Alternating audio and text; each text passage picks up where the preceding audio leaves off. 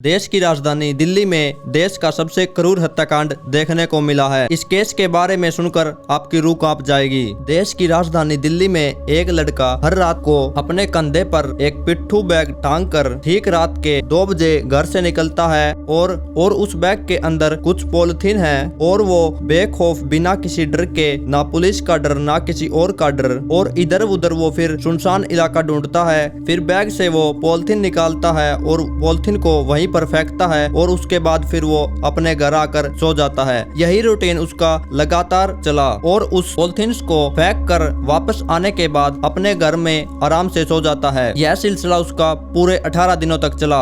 यह एक ऐसी कहानी है जिसे सुनकर आपके रोंगटे खड़े हो जाएंगे। यह कहानी आपको पूरी तरह से झंझोर कर रख देगी। तो चलिए शुरू करते हैं। कहानी शुरू होती है मुंबई से और यह कहानी खत्म होती है दिल्ली में। मुंबई के पालघर में एक फैमिली रहती थी जिसमें मुखिया विकास वोलकर और उनकी पत्नी सुमन और उनकी एक बेटी श्रद्धा वोकल जिसकी उम्र तकरीबन 27 वर्ष की थी और एक बेटा जिसकी उम्र 23 साल। 2018 में श्रद्धा नौकरी ढूंढने के लिए मुंबई पहुंचती है पालघर को छोड़कर। इधर पालघर में जो पिता है वो अपनी बीवी और ये दोनों बेटी और बेटा से अलग रहते थे। श्रद्धा अपनी माँ और भाई के साथ रहती थी। पिता जो है विकास वो अलग रहते थे। 2018 में श्रद्धा मुंबई आती है। मुंबई के मलाड में आखिरकार कुछ दोस्तों की सहायता से और जान पहचान से एक मल्टीनेशनल कंपनी के कॉल सेंटर में उसको जॉब मिल जाती है। अब वो मुंबई के मलाड में ही एक किराए का कमरा लेती है और उसमें रहने लगती है। और इसी कॉल सेंटर में आफ्ताब आमीन पूनावाला ये पहले से ही उस कॉल सेंटर में काम कर रहा था। इसका पूरा नाम है आफ्ताब आमीन पूनेवाला और यही दोनों की मुलाकात होती है। इसकी उम्र तकरीबन 28 साल है। तो इसी कॉल सेंटर में आफ्ताब काम कर रहा होता है पहले से। बाद में फिर श्रद्धा आती है। करीब 8-9 महीने बीत जाने के बाद ये दोनों आपस में बातचीत करने लग जाते हैं। इन दोनों की फिर धीरे धीरे दोस्ती होती है और दोस्ती फिर बाद में प्यार में बदल जाती है। प्यार हो जाने के बाद चूंकि श्रद्धा के घर वाले पालघर में हैं और वो मुंबई में है, इसी दौरान में एक रोज श्रद्धा जो है वो अपने घर पहुंचती है पालघर और वो अपनी माँ को बताती है कि एक लड़का है आफ्ताब नाम का और मैं उससे बहुत प्यार करती हूँ और उसी से शादी करना चाहती हूँ और हम दोनों लिविंग में एक ही कमरे में रह रहे हैं। माँ ने श्रद्धा को फिर समझाया कि ऐसा नहीं हो सकता, हमारा परिवार खानदान इसकी इजाजत नहीं देता है। वो मुस्लिम है, तुम हिंदू हो, तो ये शादी नहीं हो सकती। कास्ट भी जो है वो अलग अलग है, तो तुम उस लड़के को भूल जाओ और अपनी जॉब पर ध्यान दो। फिर बात जो है वो श्रद्धा के पिता विकास तक पहुँची। विकास ने भी इस बात का विरोध किया पर श्रद्धा जो है वो मानी नहीं और झगड़ा करने के बाद उसने अपना सारा सामान उठाया और उसने कहा कि आज के बाद ये सोच लेना कि तुम्हारी कोई बेटी नहीं है। 2019 के शुरुआत की बात है ये और अब श्रद्धा वापस मुंबई आ जाती है। अब वो मुंबई में आफ्ताब के साथ लिविंग रिलेशनशिप में रहने लगती है। माँ बाप गुस्सा थे, कुछ वक्त तक बेटी से बात नहीं की, लेकिन जो माँ होती है वो तो माँ होती है। माँ ने 1-2 बार उसको फोन मिलाया और श्रद्धा ने भी माँ से बात की। माँ ने फिर समझाया लेकिन वो मानी नहीं। हो सकता था कि माँ जो है वो बाद में मना भी लेती, लेकिन तभी जनवरी 2020 में श्रद्धा की माँ सुमन की मृत्यु हो जाती है। अब सुमन की मौत के बाद श्रद्धा को जब पता चलता है वो अपने घर वापस आती है। जो भी रस्में थी उसमें वो शामिल होती है। माँ की मौत के बाद अपने पिता से वो बातचीत करती है और वो अपने पिता से बताती है कि आफ्ताब जो है वो उसके साथ बहुत मारपीट करता है, लेकिन जो उसका पिता था वो कहता है कि अभी भी कुछ नहीं बिगड़ा है, तुम वापस आ जाओ और इस रिश्ते को यहीं पर खत्म कर दो। लेकिन श्रद्धा नहीं मानी। फिर उसने कहा कि उसने माफी मांग ली और सॉरी बोल दिया और मैं वापस लौटने वाली नहीं हूँ। अब ये दोनों वही मुंबई में रह रहे हैं। 2 बार के बाद अब पिता से भी उसने बातचीत बंद कर दी, भाई है उससे भी बातचीत बंद। अब सोचिए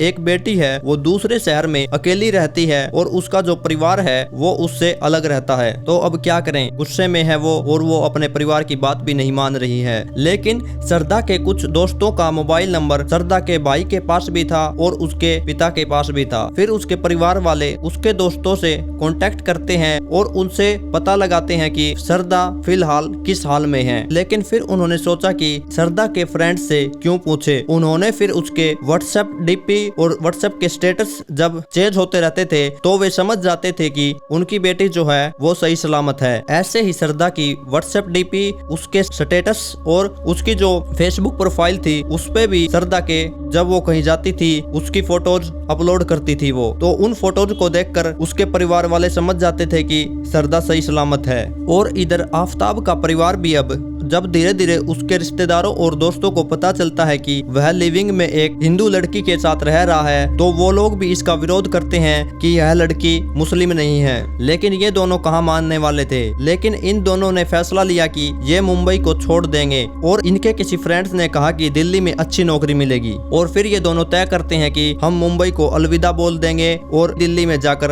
अपने जीवन की शुरुआत करेंगे। 8 मई 2022 को ये दोनों ट्रेन से दिल्ली आ जाते हैं। दिल्ली आने के बाद पहली रात ये दोनों पहाड़गंज के एक होटल में एक रूम लिया और वही रात को रुके। नेक्स्ट डे फिर ये दूसरे दिन साउथ दिल्ली के एक अगले दिन फिर ये साउथ दिल्ली के एक नए इलाके में जाते हैं। वहाँ पे एक ये रूम किराए पर लेते हैं और वहीं पर एक रात गुजारते हैं। लेकिन 10 मई को इन दोनों के कॉमन फ्रेंड जो मुंबई से था लेकिन दिल्ली में रहता था वो छतरपुर में रहता था। ये दोनों वहाँ जाते हैं और छतरपुर में उसके घर पर रुकते हैं कुछ दिन। रहने के दौरान ही वो इनका जो फ्रेंड्स था वो इनको बोलता है कि तुम भी यहीं अपने लिए कोई घर देख लो। तो छतरपुर में ही दोनों एक घर ढूंढते हैं। हाउस नंबर D93D/1 किराए का एक घर। दोनों आफताब और श्रद्धा अब उसमें रहने लगते हैं और इन दोनों की जो जिंदगी थी वो बहुत बढ़िया चल रही थी। लेकिन श्रद्धा जो थी वो बार बार आफताब पर शादी का दबाव डाल रही थी। लेकिन जो आफताब था वो शादी को लेकर टालता रहता था। इस शादी की बात को लेकर दोनों में हर रात बहुत झगड़ा होता था लेकिन वो कोई ज्यादा झगड़ा नहीं होता था। रात को इन दोनों में सुलह भी हो जाती थी। दिल्ली आए हुए अब इन दोनों को 10 ही दिन हुए थे और इन्हीं दिनों में इन दोनों का जो झगड़ा था वो हर रात को होने लगा। फिर दिन आता है 18 मई का। 18 मई के बारे में मैं आपको बताऊं इससे पहले बता दूं कि इसके जो भाई और पिता थे वो इसके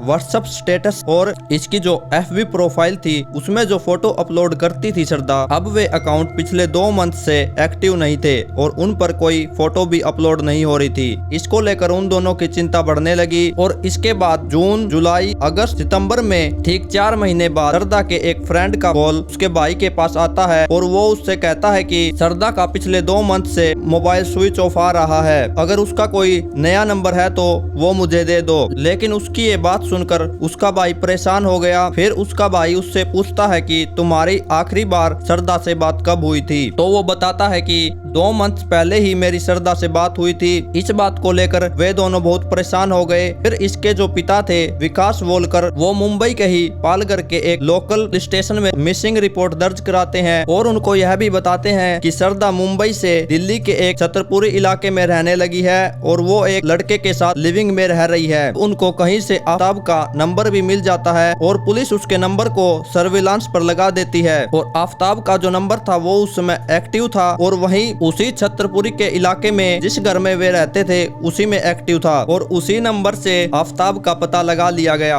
और आफताब उस समय उसी घर में मौजूद था। फिर पुलिस उससे पूछताछ करती है और पूछताछ में वह बताता है कि 18 मई की रात उसने श्रद्धा के साथ क्या किया। उसने बताया कि हम दोनों ने खाना नहीं खाया था और श्रद्धा बार बार शादी की जिद कर रही थी और इसी जिद में दोनों में झगड़ा शुरू हो गया और झगड़ा इतना बढ़ गया कि इसी गुस्से में आकर आफताब श्रद्धा का गला दबाकर उसकी हत्या कर देता है। और उसने बताया कि हत्या करने के बाद उसी रूम में उसने रात गुजारी और सुबह उठकर वो उसी की पास की ही एक लोकल मार्केट में गया और वहां से उसने एक इलेक्ट्रॉनिक शॉप से एक 300 लीटर का फ्रिज खरीदा और एक दूसरी दुकान से उसने आरी खरीदी और वहीं से उसने एक पिट्ठू बैग खरीदा और साथ में ही उसने कुछ पॉलिथीन की थैलियां भी खरीदी। घर आकर उसने श्रद्धा की लाश के आरी से टुकड़े किए और इन टुकड़ों को उसने बड़ी बारीकी से काट काट कर उस पॉलिथीन की थैली में डालकर फ्रिज में रख दिया ताकि लाश सड़े ना।